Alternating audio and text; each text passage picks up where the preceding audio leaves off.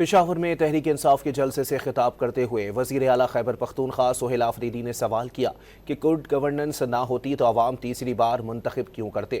وفاق کو IMF کی کرپشن سے متعلق رپورٹ بھی یاد دلا دی۔ صوبے میں سیکیورٹی معاملات پر سنجیدگی نہ دکھانے کا الزام مسترد کر دیا۔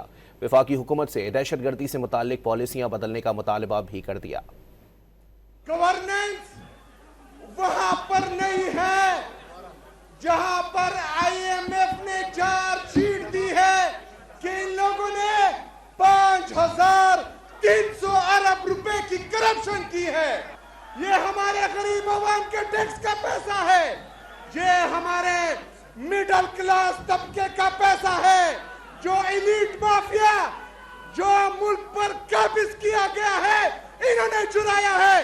انشاءاللہ تعالیٰ اگر آپ کی یہ سوچ ہے کہ یہ 5,300 ارب روپے ہم آپ کو کھانے بھی دیں گے اور معاف کرنے بھی دیں گے تو ایسا نہیں ہے، ہم سوال پوچھیں گے آپ سے۔